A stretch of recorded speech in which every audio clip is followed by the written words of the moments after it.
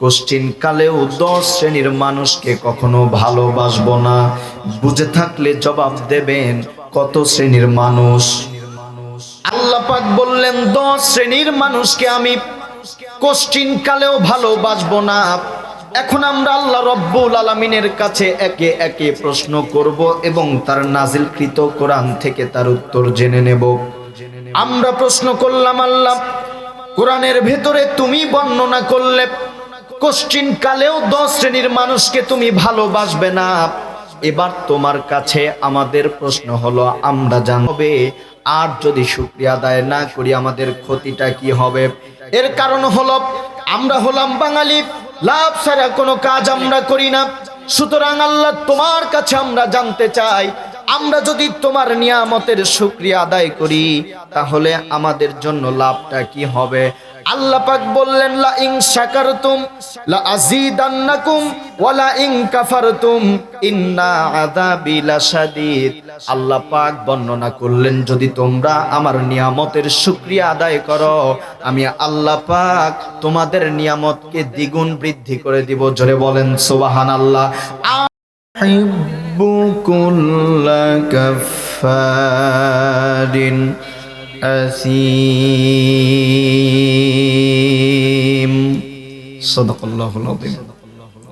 ওয়া ক্বালা an-নাবিয়্যু সাল্লাল্লাহু আলাইহি ওয়াসাল্লাম, আইয়ুল আ'মালি আফযাল? ক্বালাল ঈমানু বিল্লাহ ওয়াল জিহাদু ফি সাবিলিল্লাহ। মুসলিম মোরা ঘুমিয়েছি আজ, বিবেকে ঝুলছে তালা,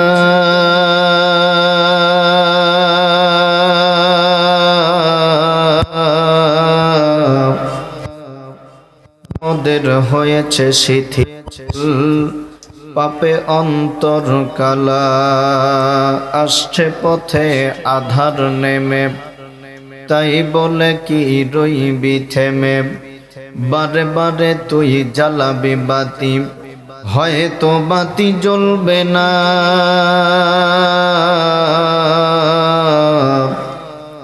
তাই বলে তো ভীরুর মতো বসে থাকা চলবে না। আয়রে খালিদ আয়রে ওমর, এসেছে নতুন বদর, কোথারে তোরা দেখবি জয়ী তরুণ মুজাহিদ।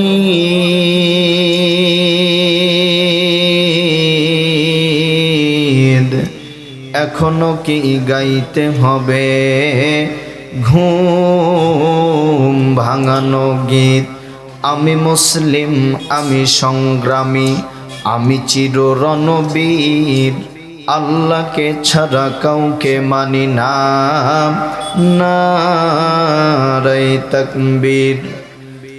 আলহামদুলিল্লাহি রাব্বিল আলামিন ওয়াসসালাতু ওয়াসসালামু আলা সাইয়্যিদিল মুরসালিন ওয়া আলা আলিহি ওয়া আসহাবিহি আজমাইন। আলোচনার প্রারম্ভে শুকরিয়া আদায় করছি মহান আল্লাহ সুবহানাহু ওয়া তাআলার দরবারে ইলাহিতে। জোরে সরে জবান খুলে পড়ছি আলহামদুলিল্লাহ।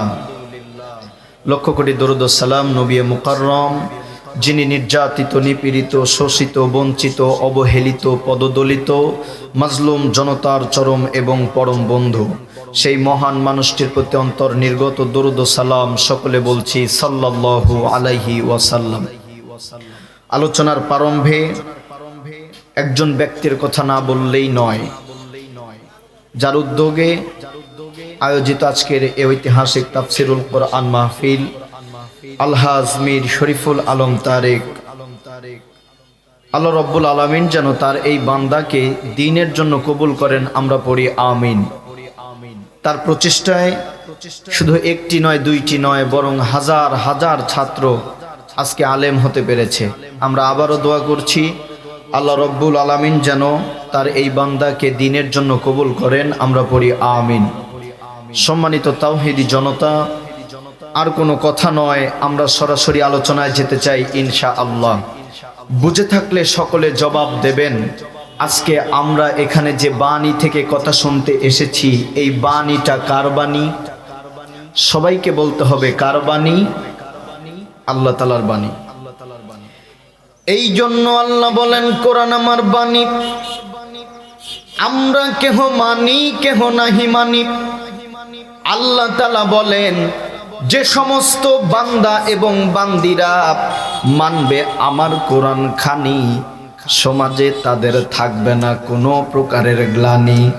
দোজখের আগুনকে আল্লাহ রব্বুল আলামিন তাদের সকলের জন্য করে দেবে একেবারে পানি। জোরে বলেন সুবহানাল্লাহ। এই কোরআনটাকে নিয়ে যখন আমি স্টাডি করতে বসলাম, এই কোরআনটা সামনে নিয়ে যখন আমি পড়া শুরু করলাম, পড়তে পড়তে আমি একটি বিষয় ভালোভাবে লক্ষ্য করলাম। আল্লাহ রব্বুল আলামিন খুব সুন্দরভাবে ঘোষণা দিলেন, আমি এই পৃথিবীতে কোশ্চিন কালেও 10 শ্রেণীর মানুষকে কখনো ভালোবাসবো না। বুঝে থাকলে জবাব দেবেন কত শ্রেণীর মানুষ। আল্লাহ পাক বললেন 10 শ্রেণীর মানুষকে আমি কোশ্চিন কালেও ভালোবাসবো না। এখন আমরা আল্লাহ রব্বুল আলামিনের কাছে একে একে প্রশ্ন করব এবং তার নাজিলকৃত কোরআন থেকে তার উত্তর জেনে নেব। আমরা প্রশ্ন করলাম, আল্লাহ কোরআনের ভেতরে তুমি বর্ণনা করলে কোশ্চিন কালেও 10 শ্রেণীর মানুষকে তুমি ভালোবাসবে না। এবার তোমার কাছে আমাদের প্রশ্ন হলো, আমরা জানতে চাই এই 10 শ্রেণীর মানুষ কে কে। আল্লাহ তোমার কাছে আমরা প্রশ্ন করলাম, 1 নম্বরে কোন ব্যক্তিকে তুমি কোশ্চিন কালেও ভালোবাসবে না?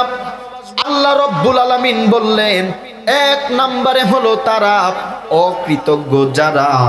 বুঝে থাকলে সকলে জবাব দেবেন 1 নম্বরে কারা। সবাইকে বলতে হবে 1 নম্বরে কারা? অকৃতজ্ঞ যারা। দলিল হলো সূরা বাকারা 276 নম্বর আয়াত খোলেন, একটু স্টাডি করেন। আল্লাহ রব্বুল আলামিন বলছেন, ওয়াল্লাহু লা ইউহিব্বু কুল্লা কাফারিন আসিম। জোরে বলেন আল্লাহু আকবার। আল্লাহ রব্বুল আলামিন খুব সুন্দরভাবে বর্ণনা করলেন, আমি আল্লাহ রব্বুল আলামিন পৃথিবীর মানুষদেরকে যে নিয়ামতগুলোকে দান করেছি, এই নিয়ামতের শুকরিয়া আদায় যারা করবে না, আমি আল্লাহ রব্বুল আলামিনের কৃতজ্ঞতা আদায় যারা করবে না, আমি আল্লাহ রব্বুল আলামিন বর্ণনা করে দিলাম কোশ্চিন কালেও আমি আল্লাহ পাক তাদেরকে ভালোবাসবো না। এখন বুঝে থাকলে জবাব দেন, কৃতজ্ঞতা আদায় করতে হবে ঘোষণা কার? আরো জোরে বলতে হবে ঘোষণা কার? আল্লাহ পাক বলছেন, ওয়া আম্মা বিনি'মাতি রাব্বিকা ফাহাদ্দিস। জোরে বলেন আল্লাহু আকবার। আল্লাহ রব্বুল আলামিন বর্ণনা করলেন, তোমরা পৃথিবীতে যারা আমি আল্লাহ রব্বুল আলামিনের নিয়ামতকে ভক্ষণ করছো, তোমরা আমি আল্লাহ রব্বুল আলামিনের নিয়ামতের শুকরিয়া আদায় করো। এখন আমরা আল্লাহ তাআলার কাছে প্রশ্ন করলাম, আল্লাহ তোমার নিয়ামতের শুকরিয়া আদায় যদি আমরা করি তাহলে আমাদের লাভটা কি হবে? আর যদি শুকরিয়া আদায় না করি আমাদের ক্ষতিটা কি হবে? এর কারণ হলো আমরা হলাম বাঙালি, লাভ ছাড়া কোনো কাজ আমরা করি না। সুতরাং আল্লাহ তোমার কাছে আমরা জানতে চাই, আমরা যদি তোমার নিয়ামতের শুকরিয়া আদায় করি তাহলে আমাদের জন্য লাভটা কি হবে? আল্লাহ পাক বললেন, লা ইন শাকারতুম লা আযীদান্নাকুম ওয়া লা ইন কাফারতুম ইন্না আযাবি লাশাদীদ। আল্লাহ পাক বর্ণনা করলেন, যদি তোমরা আমার নিয়ামতের শুকরিয়া আদায় করো আমি আল্লাহ পাক তোমাদের নিয়ামতকে দ্বিগুণ বৃদ্ধি করে দিব। জোরে বলেন সুবহানাল্লাহ। আর যদি তোমরা আমার কৃতজ্ঞতা আদায় না করো, আমার শুকরিয়া যদি তোমরা আদায় না করো, আমি আল্লাহ রব্বুল আলামিনের সাথে যদি তোমরা পাল্লা দাও, আমি আল্লাহ পাক যে নিয়ামত তোমাদেরকে দান করেছি এর গুণগান যদি তোমরা আদায় না করো, ইন্না আযাবি লাশাদীদ, আমি আল্লাহ রব্বুল আলামিন ঘোষণা দিলাম তোমাদেরকে জাহান্নামের আগুনে নিক্ষেপ করে দিব। জোরে বলেন নাউযুবিল্লাহ। সুতরাং এই পৃথিবীতে চলতে ফিরতে উঠতে বসতে আমাদের আল্লাহর প্রশংসা আদায় করার প্রয়োজন আছে না নাই? আল্লাহ রব্বুল আলামিন প্রত্যেকটা কাজেই যেন তার প্রশংসা আদায় করার মতো তৌফিক দান করেন। আমরা পড়ি আমিন। দোয়া চাই, দোয়া করি, ইসলাম দিয়ে জীবন গড়ি, পড়ে বুঝে আমল করি। আসসালামু আলাইকুম ওয়া রাহমাতুল্লাহ।